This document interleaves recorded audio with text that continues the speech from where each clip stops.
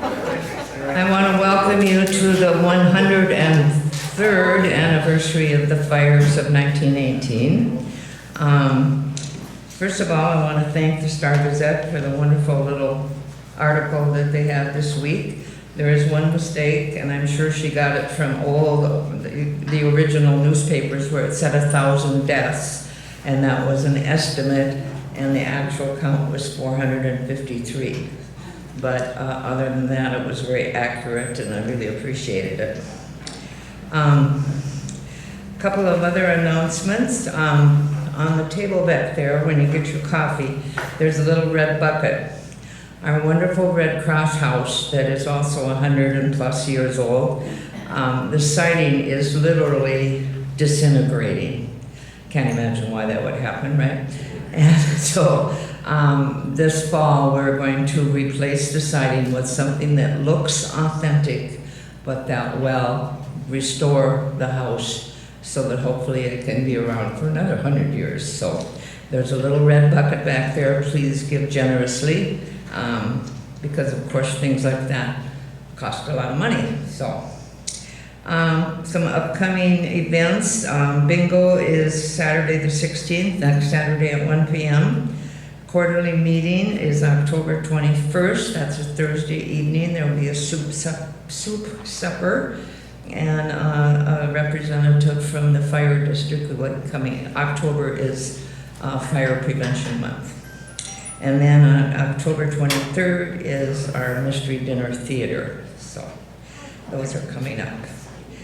And Wayne wanted to say a few words. No, I'll say it after the invitation. Okay. Okay, Howard is going to do an invocation for us. Thank you.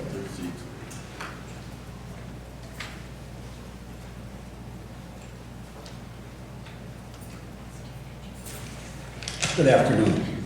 My name is Howard Eskery. I'm the chaplain for the Legion in Kettle River. In thinking about the fires and the destruction, my God in heaven, everything has crumbled around me. Everything has collapsed beneath me. Everything has burned above me, yet you remain. I call out to you to save me, Lord. You have never failed those who hope in your name. In Jesus, you have demonstrated your great love for me. Regardless of this illusion of hopelessness, give me the strength to be hopeful. My Lord God, I look to you in times of need. You are strong and mighty, Father. In this challenging time, give me the strength to overcome. I am more than a conqueror in Christ of the trials and tribulations of the world. In you, I hold on to eternal hope. May you enliven the bones and keep me from fear. In the name of Jesus, who overcame death itself. Amen.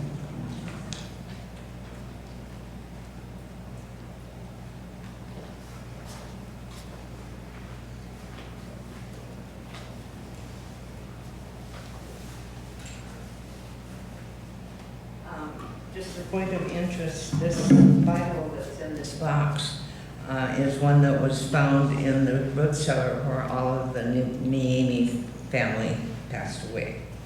So it's kind of a special thing. Our program is on the rebuilding. I don't know if you guys are aware, but Dan Reed and Ross Anderson spent something like 4 years going through newspapers from 1897 up to 1929. And so I went to, right after the fire in October of 1918 through 1919, and found about the rebuilding. So various readers are going to come and tell that story. So we'll start out with Wayne Peterson.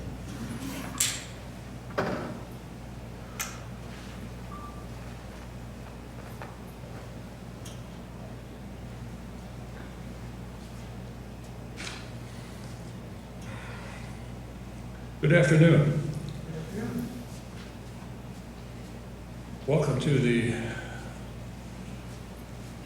I guess, 103rd remembrance of the fires of October, I want you to do me a favor. I want you to clear all your minds right now and shut your eyes and draw in a deep breath through your nose. And as you exhale, you are now back in the year 1918, October 13th. Imagine now it is a day after that horrible, horrible fire. And if I remember right, the depot was spared. Was the depot spared? And picture yourself sleeping on a depot floor. And the first breath you breathe in, you can breathe the smoke, and you know something is wrong. And you open your eyes and you see that there's a sea of people that you're sleeping in. You think this is a dream. Where are you? But now you remember. You remember. So you get up and walk outside and you look down the street towards Moose Lake and notice you think it had snowed, but it's just ash covering the ground. The trees are blackened sticks that are pointing upwards towards heaven. And you pray to God that He will give you strength, for this is the beginning of a very long nightmare. You realize that everything that you have has been destroyed in the fire. Family, friends, your house, your possessions, your livelihood, everything, your money, your wealth, all is gone, including the hope and your dreams that have been ripped out of your soul. And you wonder, where is God? Hopefully He'll be with you. Then you find out that people are going down to the assembling at the schoolhouse. The schoolhouse miraculously has survived the fire. And we go from there. This is a reprint from the St. Paul paper to the Barnum Herald. 7 days after the fire, October 18th. The headline is, "This is a message from Governor J.A. Burnquist to the people of the fire-swept district of northern Minnesota. Keep a stiff upper lip. The state of Minnesota is going to see you through. Don't be discouraged at the task ahead of you or give up fighting because you had losses and bereavements. The relief organization is in splendid shape, and it will supply those who need it with food, clothing, and feed for livestock. It will help you with seed and a new livestock in the spring. And it will see you through until you are on your feet. We are going to see all the people through," said the governor on his return to the Capitol. "All who have lost homes and possessions through the fires will receive help as they need it. We want them to stay and restore their towns and their farms. The plans and reorganizations that are underway will give them all the help they need. Liberal contributions are needed for relief funds from every county and community in the state. We have $284,000 in a safety commission fund that will be drawn down on while it lasts. And I want to say that the relief work could not have been made out without the Motor Reserve Corps," which, if I remember right, everybody volunteered their cars to come to the relief of the people. The next news article is printed from the Star Gazette the day after Christmas.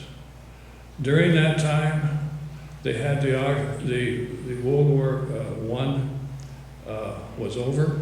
They signed the peace agreements in November, and it must have been just a horrible Christmas for those people. So the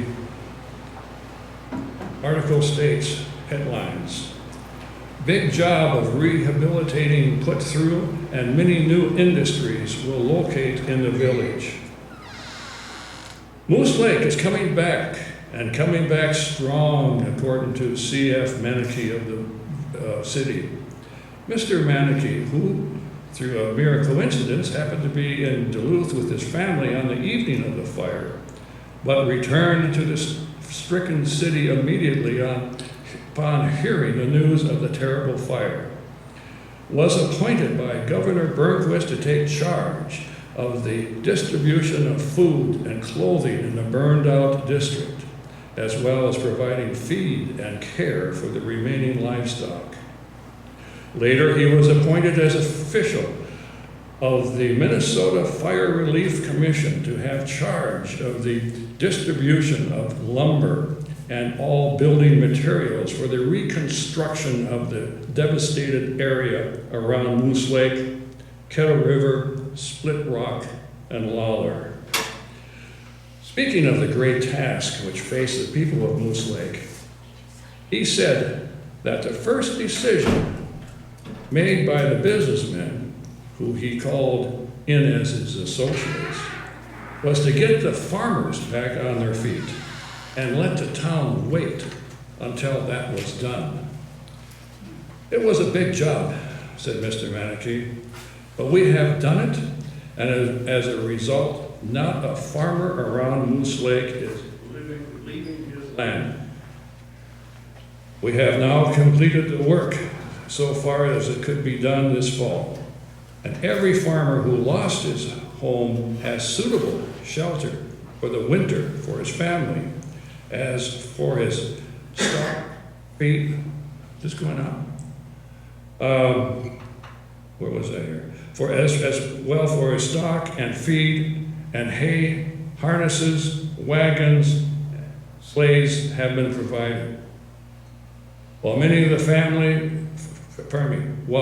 farmers as well as businessmen and the residents of the city lost everything, it's going in and out again. Let's see. I'll start over again here. While many of the farmers as well as the businessmen and residents of the city lost everything, they possessed and carried little insurance and are appreciative of the great aid which has been given to them by the people of Wisconsin and Minnesota. Carload upon carload of food, clothing, hay, feed, and farm implements have been sent to Moose Lake, for the apportionment has been such that all have been provided for. Large contributions of money has been made possible for the purchase of vast amount of lumber and building materials for the reconstruction of temporary homes and farm buildings. We have a record of every person and family who burned out, which information was secured through the means of a questionnaire, which I drew up when first appointed to take charge of the work. These questionnaires contain the exact status of each person after the fire and enables us to determine the exact needs of each refugee. In speaking of the city itself, Mr. Manakee said they are now rebuilding that, and the buildings will be all temporary. Moose Lake is going to be bigger and better than ever. It will take a few years to accomplish the plans which we have laid out. We are laying plans for a greater Moose Lake, and those include a new federal building. Already, new industries are making plans to come to Moose Lake, and I expect sometime this week to meet with a party who plans an investment of $50,000 in one of these new industries. Next spring, new permanent business buildings will be erected, which will include a new 3-story fireproof hotel. We are firmly convinced that Moose Lake is coming back, and we are backing up our faith with our money and labor.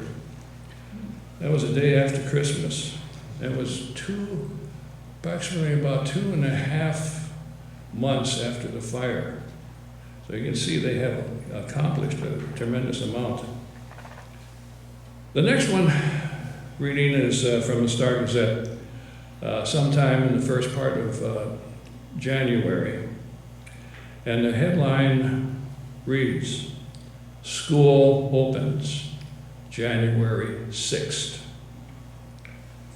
And it goes on to say, "When school closed Friday, October 11th, how little anyone dreamed that there would be no more school this year. First, the fire with its terrible toll of human lives, destroying 2 of our buildings and the lives of several pupils, and making the majority homeless. The high school building certainly has been a haven of refuge ever since the disaster. The second floor at first being used to care for the burned. The first floor provided office for the Red Cross, a sleeping place for the refugees and headquarters for distributing clothing, while the manual training room was turned into a store to furnish groceries, while hundreds were fed every day in a domestic science kitchen. Many times a day the remark was made, 'What a blessing the high school building was spared.'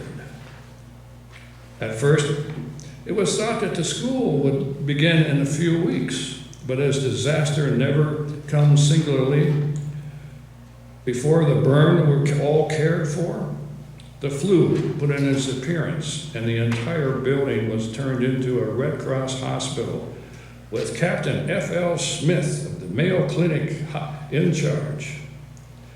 The hospital expects to close this week, and the Red Cross are already putting the building in the condition in which they found it as far as possible. Every room in the building will be taxed to the utmost, but arrangements are made so that every grade and the entire high school will be cared for.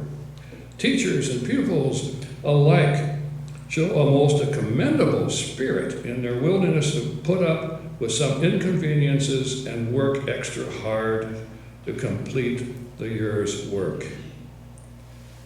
It is expected every member of the graduating class will return. The hearty cooperation of every parent is earnestly requested so that we make our school year a success in spite of the terrible disaster and the hardship that we will be under. Written by Old J. Jackman, Superintendent. This was 3 months after the fire. You think,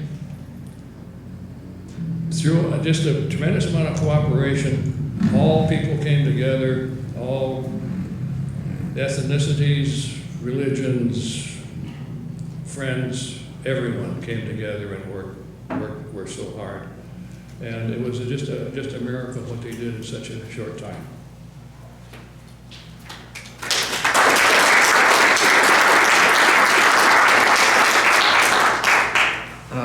Having worked up here since I retired from my real job in 2004, I am stunned and amazed at the records that those people were able to keep. Recording the deaths and like Wayne said, what they needed and their everything. All they had was a pencil and paper. You know, they didn't have a little laptop or iPad or anything like that. So it's truly amazing. So our next reader is Eleanor Eskery.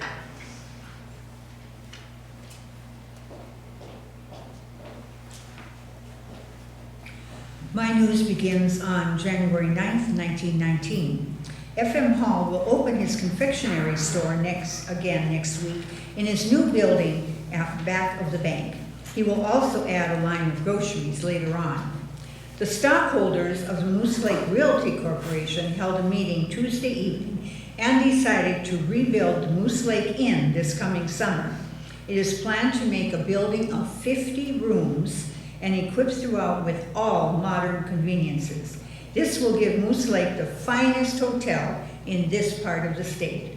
The corporation then elected officers to form a board of directors. Work started on the new hotel building Monday morning. Albert Martuszewski has taken the contract to clean out the old basement, and he will rush it right through. Alex Friesendahl purchased a new team for his dray line this week. The Oddfellows' first annual ball, given at the Pavilion last Thursday evening, proved successful in every way. Many irritating difficulties were encountered at the dance, however, as the city's lights were out of commission at the last moment, and it was necessary to use lanterns to light the place. A lunch was served at midnight. And there's a side comment, this is odd as I don't know what pavilion survived the fire. Then on 3/13/1919, H. Ireland will soon start an auto tire repairing business here. He will be located in the building formerly used as a feed mill.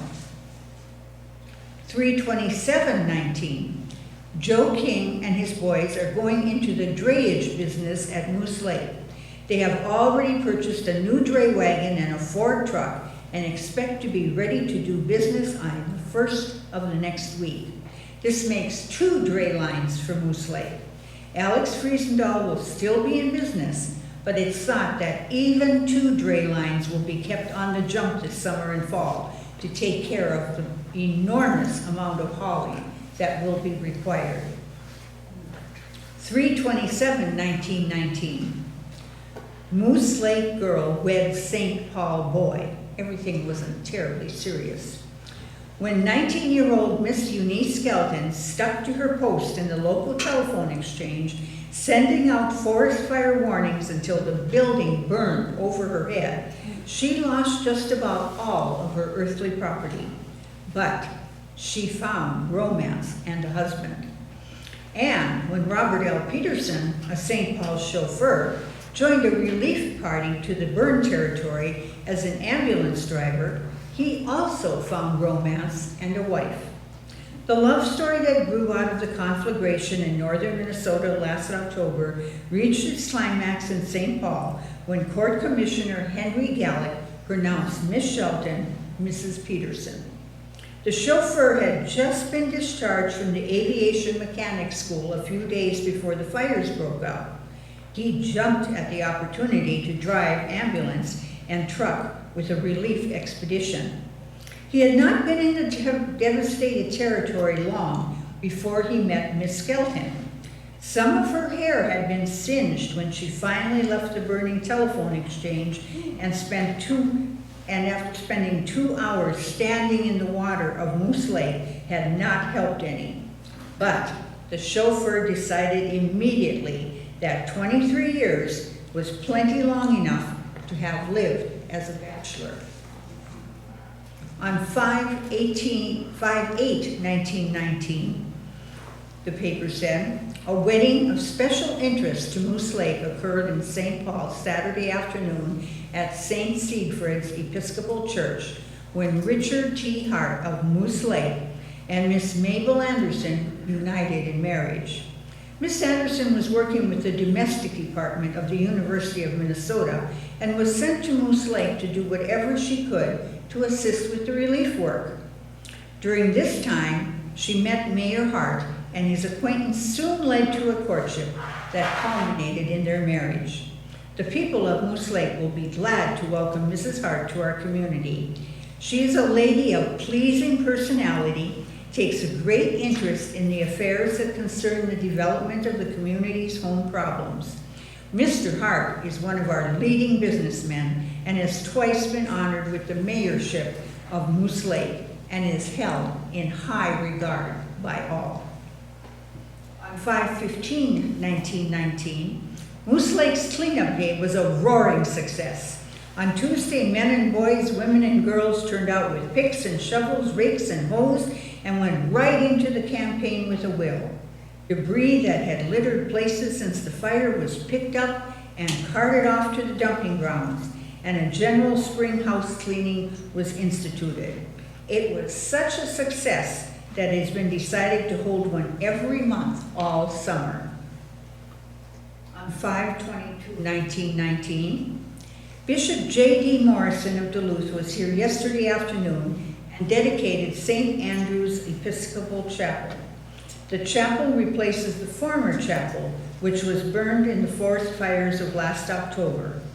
Work on the new chapel began last January, and the structure cost $2,500.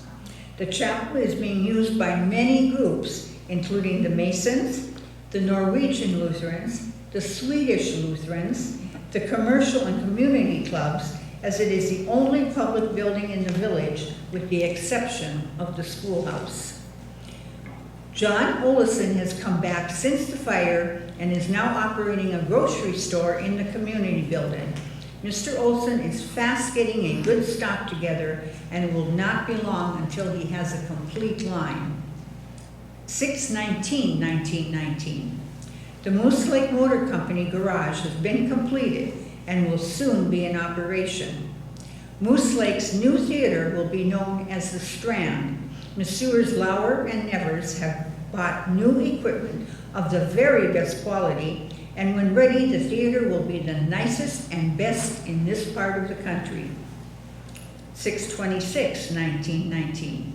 Moose Lake blooms anew. Farms, stripped of vegetation by the forest fires last October, are again green, and grain fields now show promise of bumper crops. The hay crops, farmers say, will be the best in years. The clover and timothy fields give promise of good yields. Much of the land was seeded to potatoes and root vegetables, and the hot weather with heavy rains has caused rapid growth. Fruit trees that escaped the fire have blossomed. These conditions are indeed welcome to Moose Lake farmers, for many doubted if they could obtain a yield of any kind from the burned over lands this year.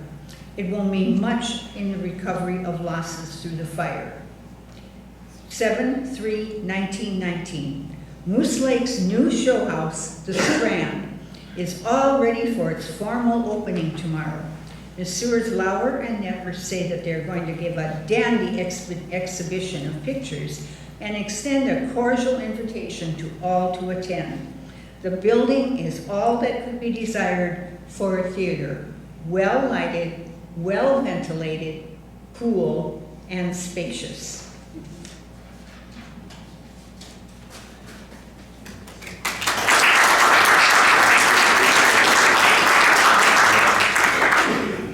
Pretty amazing what they accomplished in those first 6 months. So, Lois Johnson will be our next reader.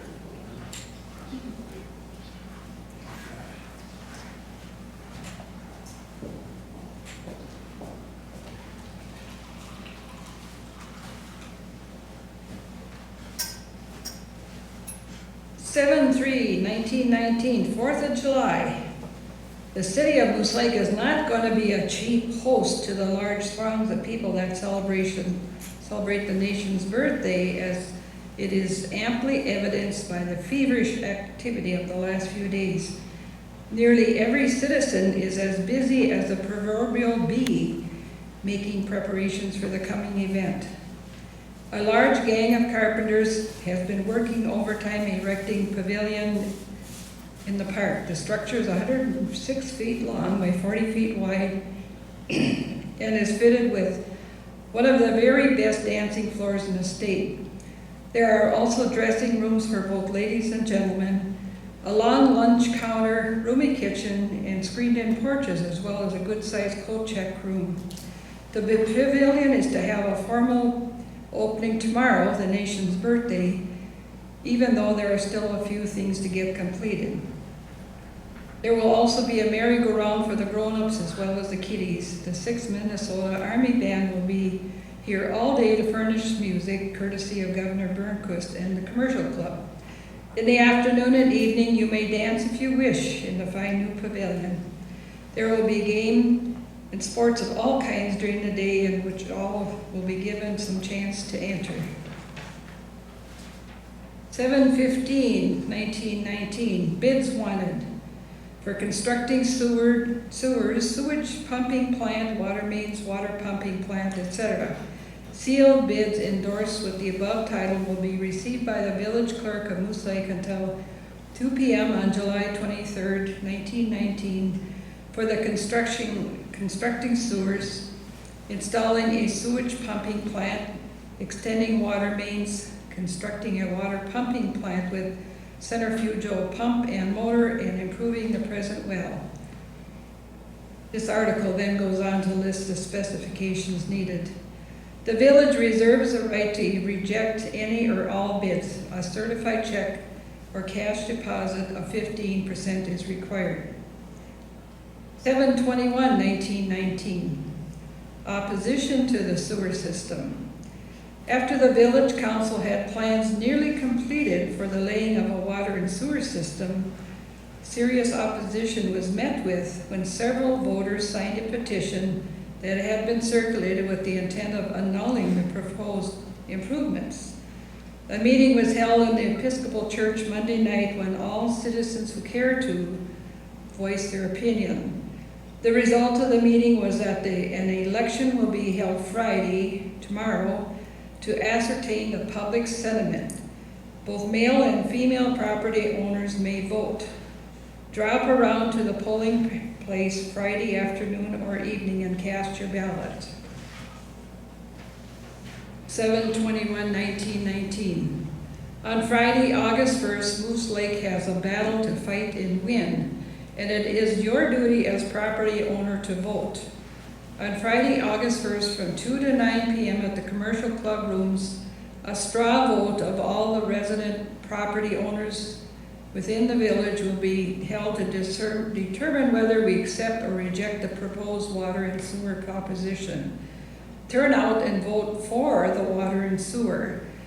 Let us make Moose Lake a real little city, a city of which we can tell our friends of other places that we're strictly modern and up to date. And think of the comfort right in our own little home to be derived from the improvements question.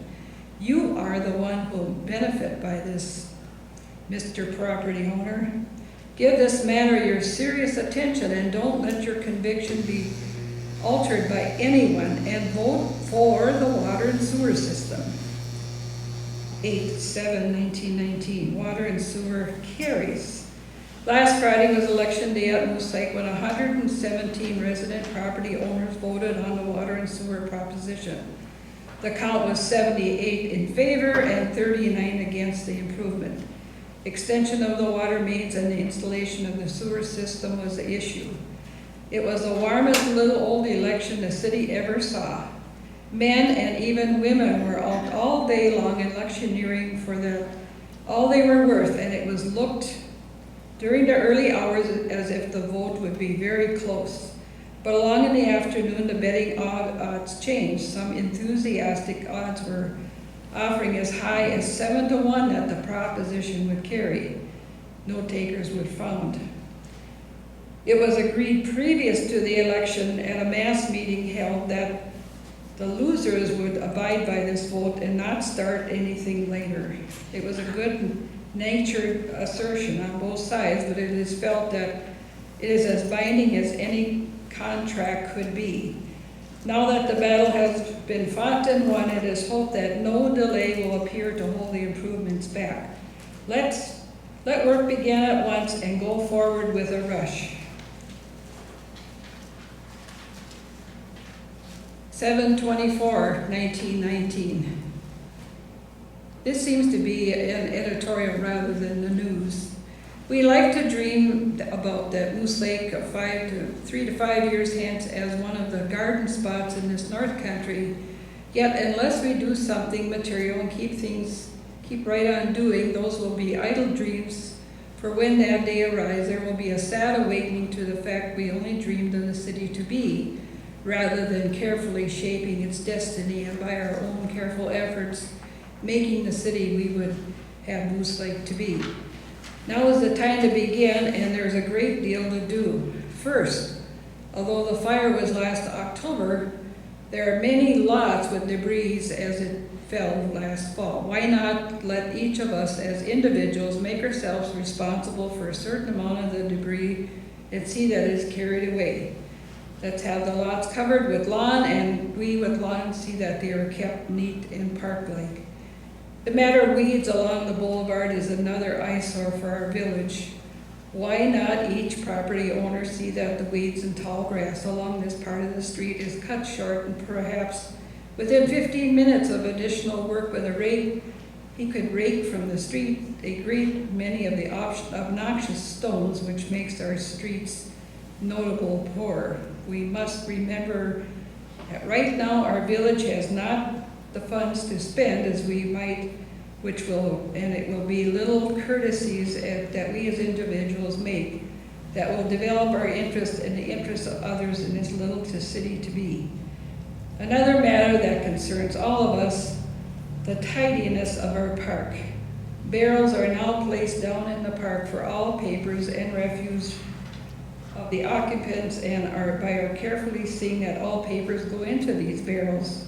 Other picnickers from outside will catch the spirit, and we will have a park to which we can at any time take an outsider to with pride. Let us all get this matter so on our hearts and instilled into our minds that we will ever be watching for a chance to improve our village.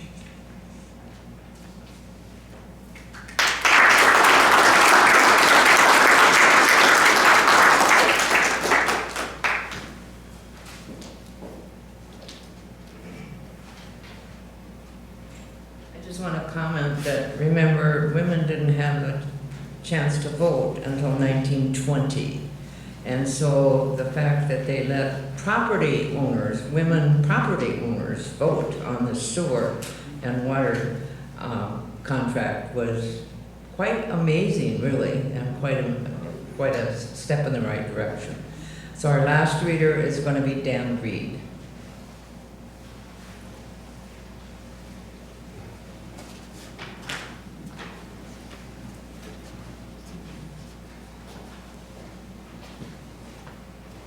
If I blare out too loud, let me know. I have a voice that can call the cows home. It's a family tradition. As another historical point, you'd think that as we're talking about these stores and and these businesses that have built new buildings and that, before that time, just after the fire, the Swanson brothers, Olson, Hull, there were several of them along the way, Carlson, several more that had lost all their buildings. And the bank too, Farmer State Bank, they built a long building along the railroad tracks, slapped it together almost overnight, and each had a compartment on there. Some people sold goods out of boxcars. There was 2-3 businesses on Sioux Hill that survived, and they just kept business as usual. The first item is on the banks in town. In August the 7th in 1919, it's announced in the Star-Gazette that there's going to be a new bank in town.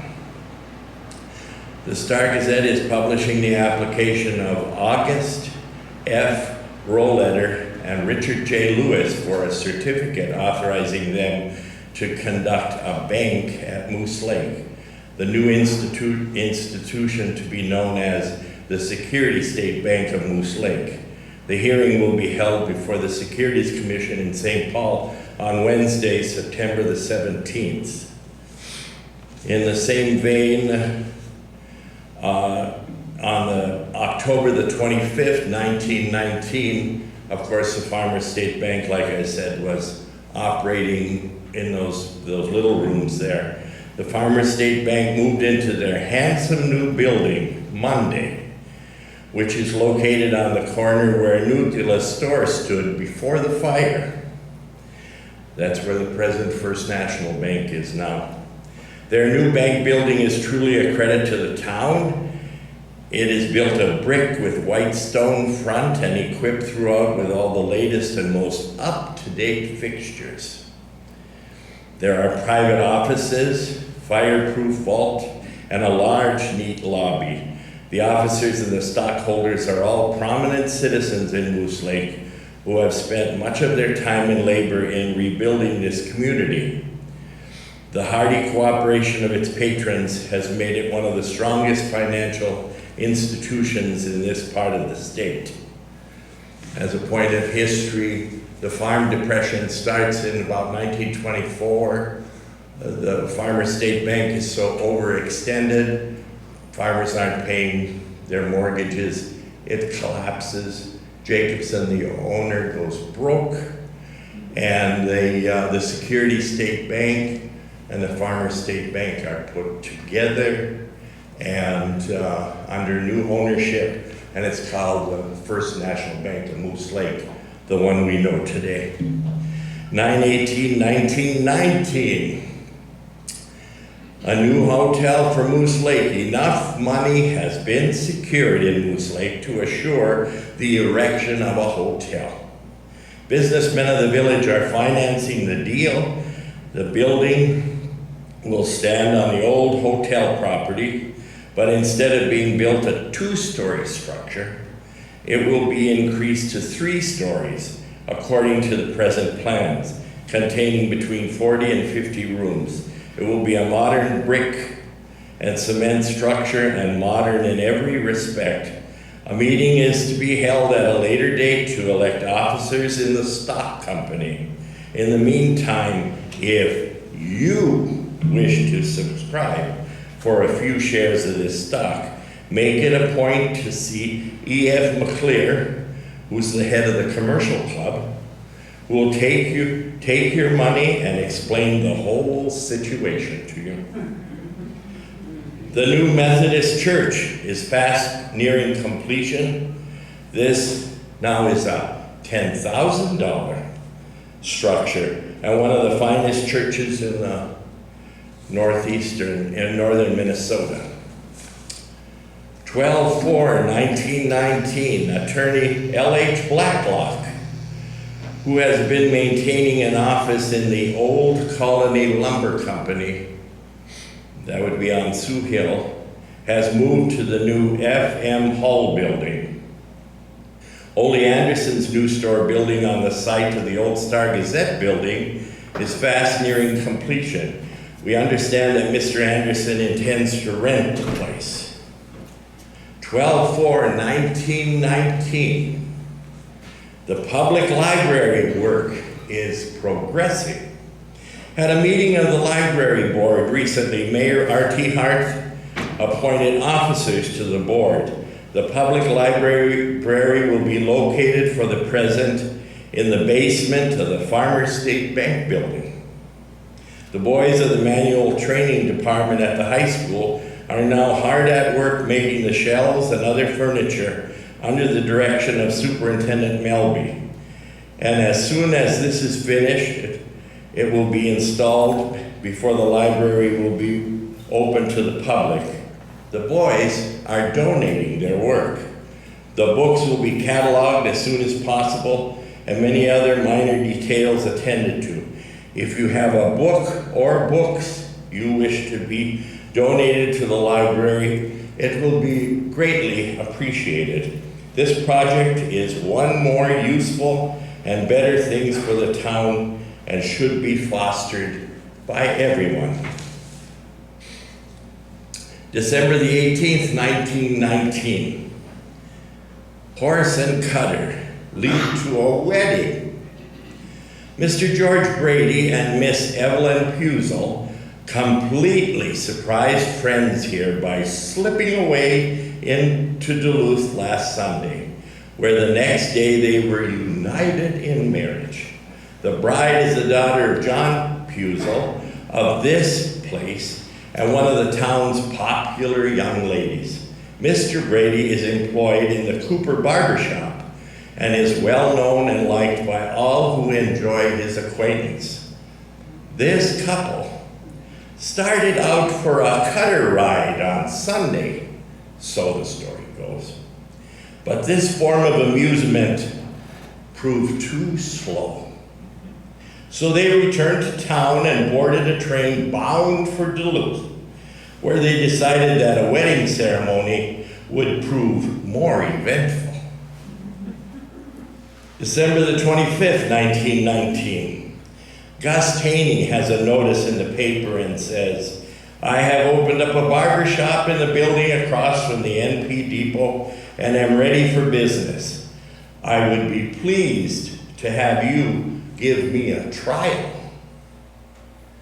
25th again of December in 1919. Moose Lake should have a volunteer fire department. No one can tell when the fire fiend may visit some of us again.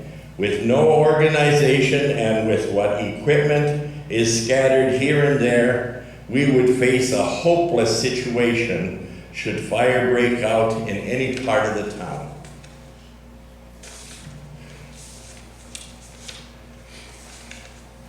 Then the last is a one-year commemoration of the fire. Memorial Day services were held in Moose Lake last Sunday, it being the first anniversary of the Great Forest Fire of October 12th, 1918. 2,000 people gathered at the cemetery, that would be Riverside Cemetery, to pay tribute to those who lost their lives in the terrible catastrophe. Services opened with a prayer from Reverend Gustafson, after which a selection was rendered by a quartet. Commercial Club President McClear then introduced Governor Burnquist. When standing beside the graves of 181 who perished in that great disaster of just 1 year ago, Governor Burnquist spoke feelingly of the loss of life and of the heroism displayed by the survivors. The governor praised the people of Moose Lake and other places that were wiped out for their spirit in coming back and making their former homes and towns better than ever. The state executive lauded the people from outside the burned area for assistance rendered to the fire-stricken people here, relief coming from all parts of the United States. The governor assured the people of this territory that if he could be of any assistance to them at any time, they should not be afraid to call him. Huge banks of flowers decorated the mass grave of those laid to rest in the cemetery. People from all the neighboring towns and country were here to attend the service. The anniversary was also observed in Cloquet, where the governor and other prominent men spoke. Words cannot express the great work that has been done in the burned over area during the brief period of 1 year. Over 90% of the people are back on their farms or in new homes in the towns that were destroyed. They have shown that they have faith in this country.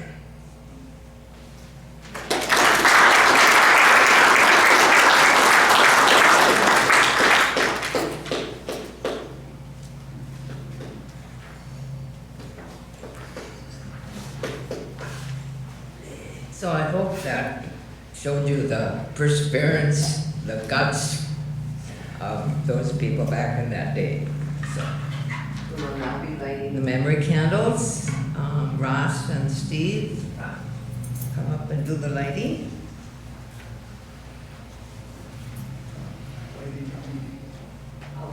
It's too hard for me to do the.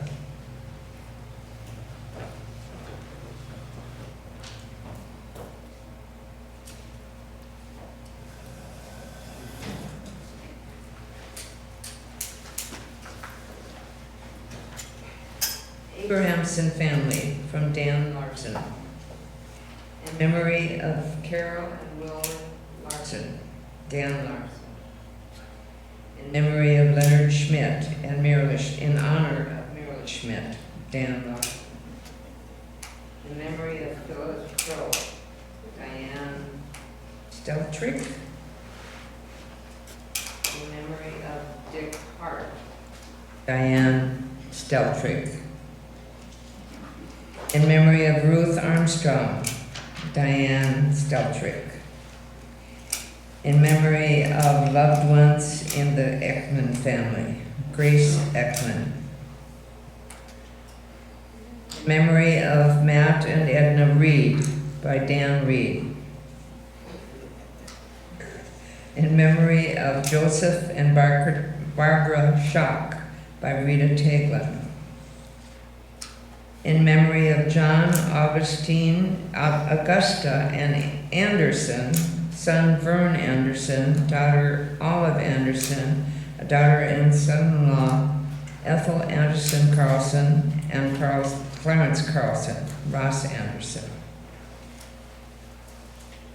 In honor of all the Moose Lake Area Historical Society volunteers and employees given by me.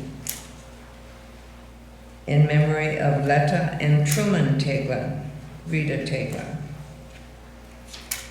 In memory of Leonard Schmidt, Carol Larson, the Abrahamson family, Mary Hoffman, Nancy Hansen, and Eleanor Steen, given by Marilyn Schmidt. In memory of Ray and Roe Skelton, Elwood and Dorothy Skelton Johnson, given by Kimberly and Wendy Johnson, granddaughters. In memory of Lynn and Betty Anderson, son-in-law Judy, granddaughter Lori Judy Johnson, by Ross Anderson. In memory of Boyd Butch Beckew, by Ross Anderson. In memory of Joan and Ron Hadeen, by Rita Tablin. In memory of Irene and Laverne Reed, by Dan Reed. In memory of the Hultberg family, Olaf and Maria and 9 children, fire survivors, by me. In memory of Robert Ketchmark, by Ross. In memory of Patricia and Carol Martinson, by Ross Anderson. In memory of Harlan Dean Taglin, by Rita Taglin. In memory of Phil and Helen Anderson, son Keith Anderson, grandson Scott Anderson, granddaughter Sherry Anderson Schofield, by Ross Anderson. In memory of Nick and Luta Reed, by Dan Reed. In memory of Laura Johnson, Lois and Russell Johnson. In memory of Kurt Froelich, by me. In memory of Lee and Dorothy Anderson and son-in-law Harry Bergstedt, by Ross Anderson. In memory of Roy and Sigrid Froelich, by me. In memory of Arnold and Helmy Reed, by Dan Reed. In memory of Mac and Inez Anderson and son Donald Anderson, Ross Anderson. In memory of Jean Mendoza, sister of Dan Doty. In memory of Ralph Doty, brother of Dan Doty. And last, in memory of Kenneth Schock, by Rita Taglin.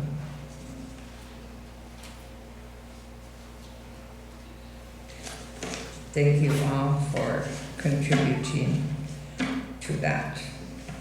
And next we are going to draw for the quilt. Where's everything? The quilt raffle, which we were going to do last October, and we couldn't open in 2020, so we held it off till this year. So.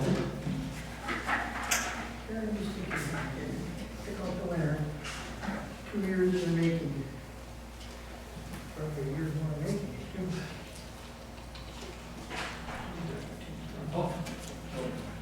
That was Allison Jones.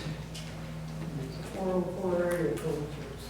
Oh, Allison Jones, isn't that the, Chamber guy. Oh, I yeah, never knew what her last name was. We'll get it down to her. okay. Yeah. So we're going to end the program today with a poem read by Eleanor Eskery. And thank you all for coming and enjoy the coffee afterwards.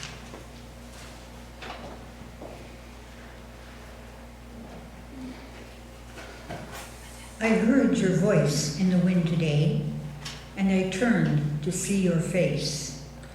The warmth of the wind caressed me as I stood silently in place.